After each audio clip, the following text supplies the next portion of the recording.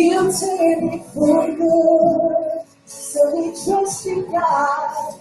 You take what the enemy meant for evil, and you turn it for good. You turn it for good.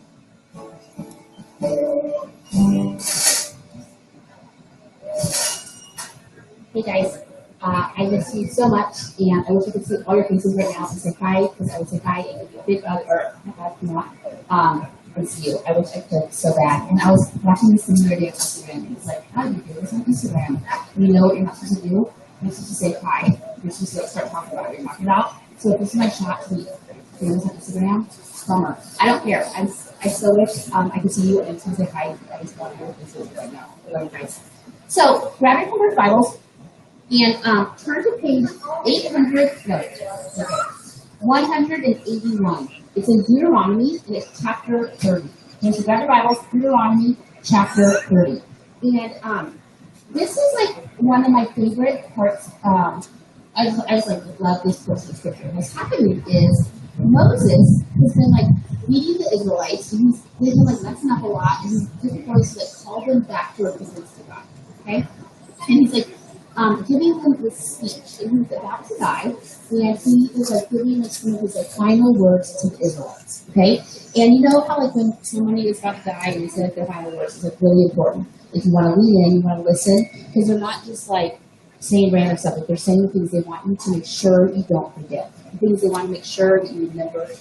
This is happening. Moses is doing this. He's saying, guys, make sure you don't miss this. All right. So grab your Bibles, and we're going to be in Deuteronomy 30 and verse 11 is where we're going to start.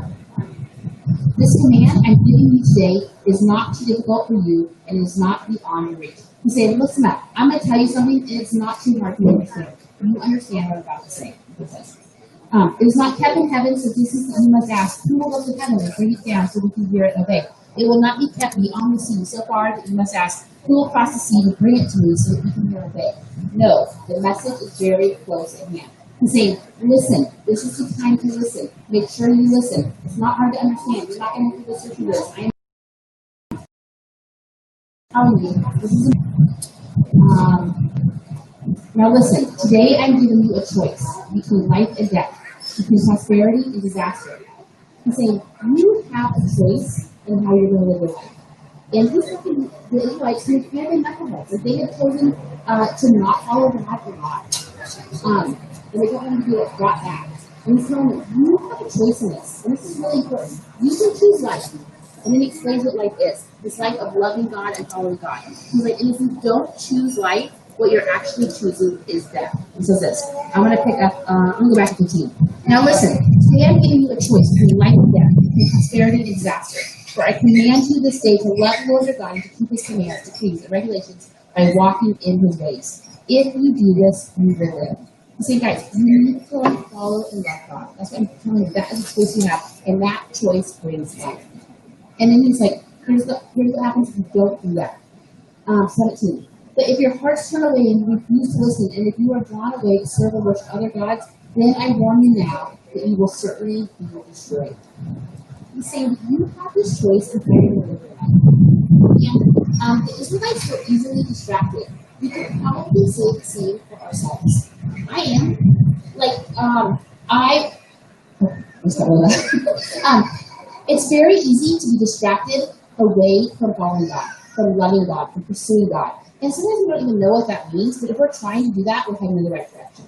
Right? Like, I want to follow God. I don't always know what that looks like. I want to do my best to do that. That's what he's saying. He's saying that is the way of life. And over these next several weeks, things are going to start to be different. School is out soon. We won't have school. I think our county goes to yellow soon. You're going to be able to see some more people. And what you're going to have when that happens is options. And sometimes when we have options, we choose the option that is not a good option. I know I do that sometimes. So Moses is saying this thing, and it can apply to us. We have a choice. Are we going to choose life? Are we going to choose in these next couple of weeks when our options kind of open up? Are we going to choose to follow God, to trust God, to love God, or not? We have that choice to make in this time. And it's like kind of wild that Moses is saying all of this stuff because he had have some like really harsh consequences for not following God. You can check it out in Numbers 20. But it's kind of wild. Like God told Moses, hey, go talk to these people, and you're going to this rock actually. And what's going to happen is water's going to come out of it. And Moses is like, cool, got it. I'm actually not going to listen to you, I'm going to open it, I'm just going to hit this rock with a stick. Guys, how often do we do that? Or we're like, cool, God, I know you have this plan for me, but I'm actually just going to do nothing. Well, that's what Moses did, and what happened was, God gave him a punishment. The punishment was he was not going to be able to enter this promised land. He would wander around forever, leaving these people trying to get to this promised land, and his punishment for not following God was he wasn't going to get to go. And then, so what he's doing is he's telling people, guys, you have a choice to make. Oh, you will choose life. Choose to follow God. And then, I'm not going to read this part, but guys, you're going to want to check out the very next chapter, chapter 31, verse 14, this is what the Lord said to Moses. The time has come for you to die. Guys, this is serious business. This is the very end. God is not messing around with Moses, and Moses is not messing around with Israel, saying, guys, you have a choice. Oh, that you would choose life. I'm going to finish reading the rest of chapter 30, because this plea that Moses gives to the Israelites is the plea that we would give to you. You have this choice between life and death, and all of us here, the band, Brian, Sherry, me, Kate, nothing would make us more excited than the way that you are choosing life. You're choosing to love and to follow God. So I'm going to keep going. Verse 19. Today I give you a choice between life and death, between blessing and curses. Now I call on heaven and earth to witness the choice you make. Oh, that you would choose life, so that you and the saints might live. This is life. You can make this choice by loving.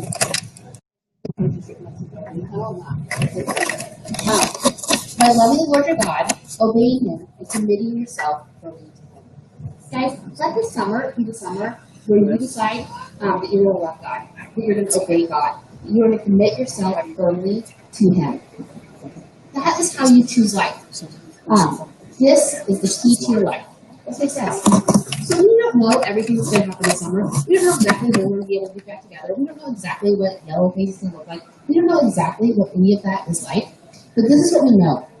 We know that if we want to understand the key to our life, if we want to have a choice in life again, to choose life, what we do is we choose to love the Lord our God, to obey Him, and commit ourselves to following Him.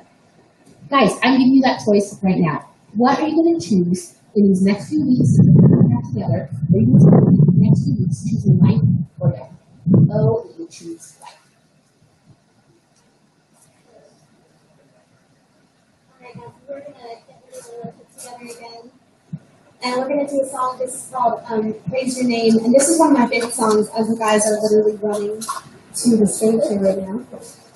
This is one of my favorite songs. And I just want to encourage you tonight. There's this part in the bridge that says, fear and depression, shame and confusion, you have to bow, you have to bow. All lesser things that demand my attention, you have to bow, you have to bow.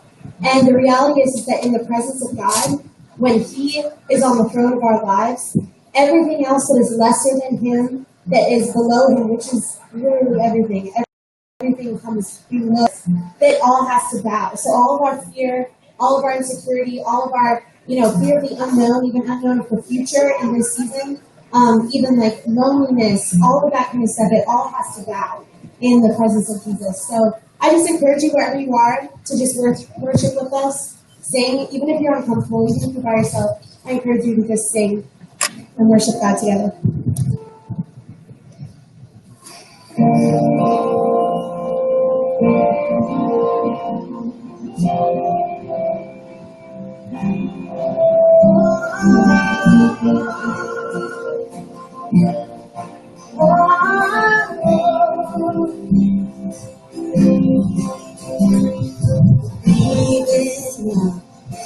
I can see darkness is fading.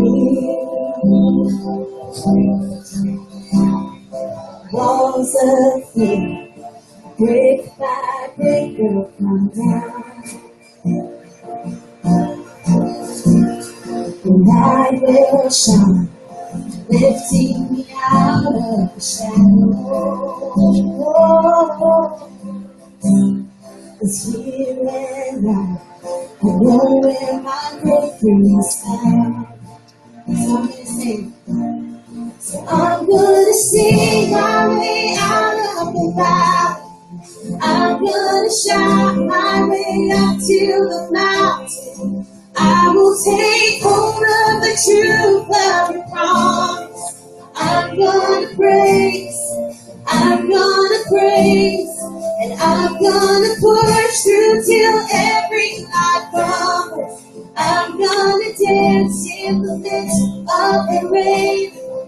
I'm gonna rest in the arms of the Father. I'm gonna praise, and I'm gonna praise your name. You alone, Jesus. Oh, you alone, Jesus. I found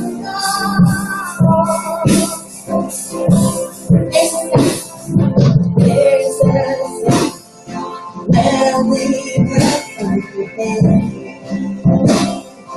oh, it's heaven's call me to rise.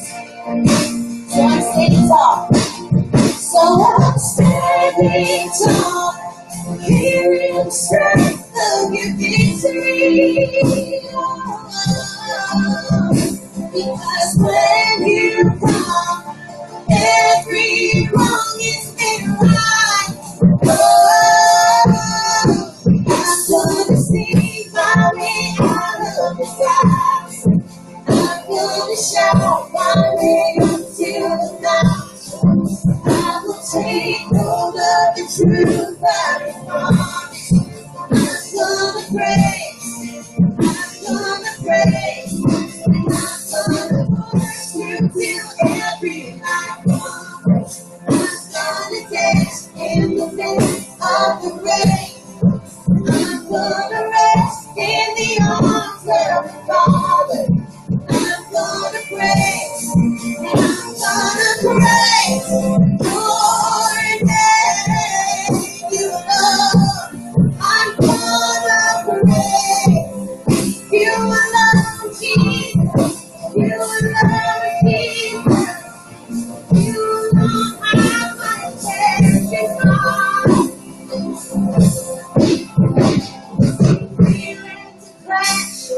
Shame and confusion, you have to bow, you have to bow. And all lesser things that demand my attention, you have to bow, oh, you have to bow. We see fear and depression, shame and confusion, you have to bow, oh, you have to bow. Yeah. All lesser things that demand my attention, you have to bow, oh, you have to bow. I'm gonna sing my way out of the valley. I'm gonna shout my name until the mountain. I will take hold of the truth that's love. I'm gonna praise, I'm gonna praise, I'm gonna push through till every night comes. I'm gonna dance in the midst of the rain. I'm gonna rest in the arms of the Father, and I'm gonna praise, and I'm gonna praise, oh, praise. Yes, I will bow, I will praise, I will give you honor, God. Oh, no matter what's wrong, God, no matter what I think, God,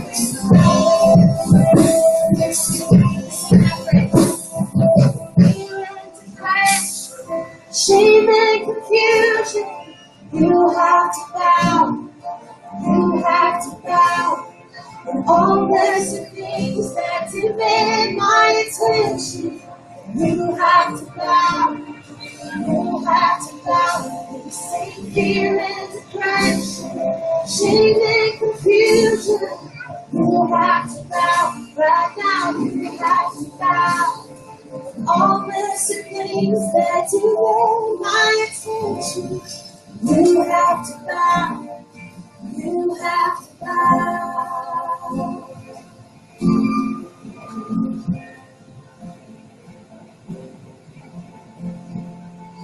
So here's what's going on in that passage that Heather just talked about.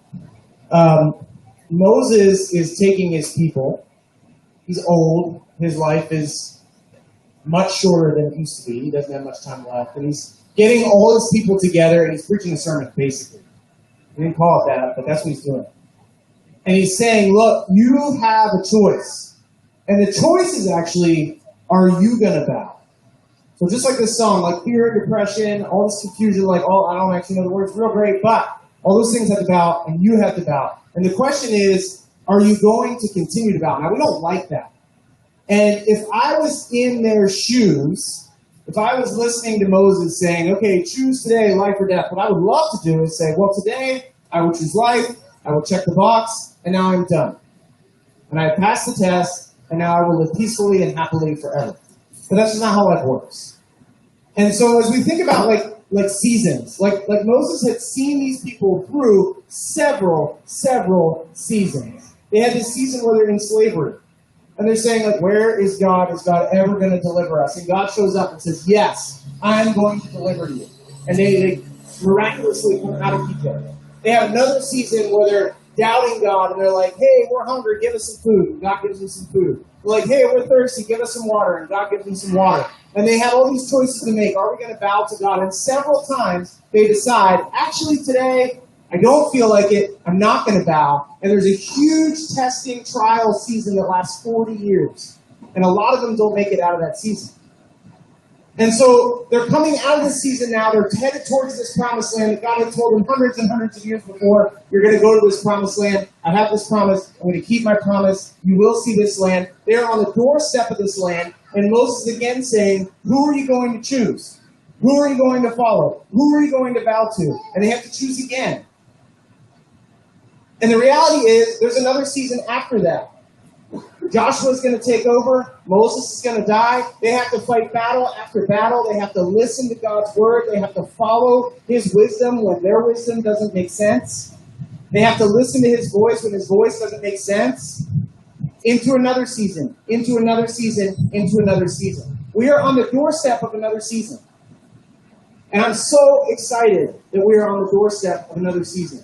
Every step we take, carefully, cautiously, with your safety in mind, like we are getting closer to you guys being allowed to come back here and be with us. But the choice remains, who are you going to bow to and who are you going to serve? And with each new season comes new challenges.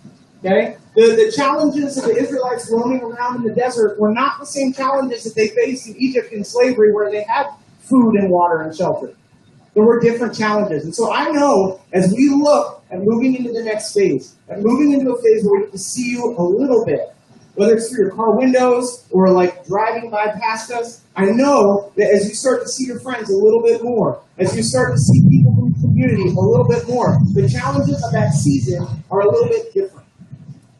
And so we want to make sure that in every season we are choosing that we will serve God. Even when it's hard, even when it's tricky, even when it doesn't totally make sense. And we want to be aware that in every season, it looks a little bit different. And so my challenge for you tonight is to take a look at where you're at. And I know that everybody is like living through this thing a little bit differently. Some of you haven't been with people for months. Some of you have been with tons of people.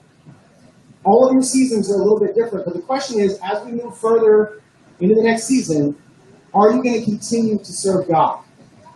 And if you're not, what needs to happen so that you're in that place again, submitting to his authority, bowing to him, but worshiping him with your life every day? What does that look like?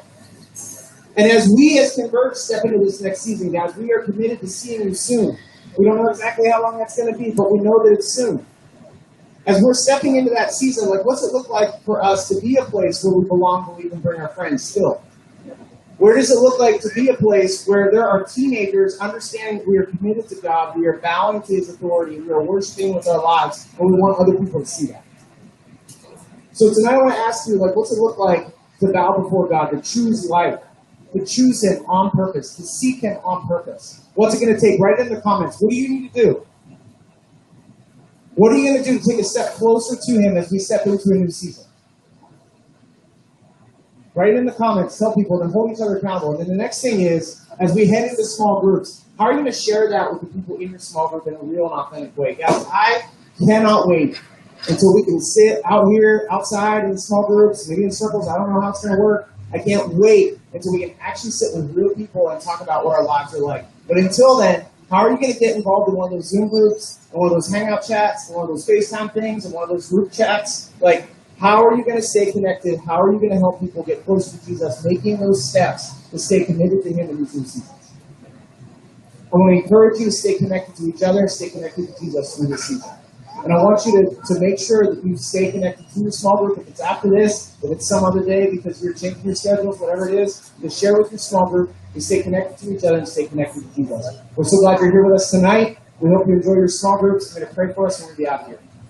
God, thank you so much that you are here with us, whether we are connected in person or connected across Instagram or Facebook or YouTube, whatever it is. God, I thank you that we can look to you, that we can worship you together even when we're apart. And Lord, I thank you so much that I think we're going to start taking some steps being together. Lord, I pray that you would give us wisdom, that we can do that wisely, that we can do that safely, so that as we take steps towards being together, that we can continue to stay focused on you, towards real connection with each other, that we continue to be a place where we can belong, believe, and bring your friends to build your kingdom here in Lancaster County. In your name we pray. Amen.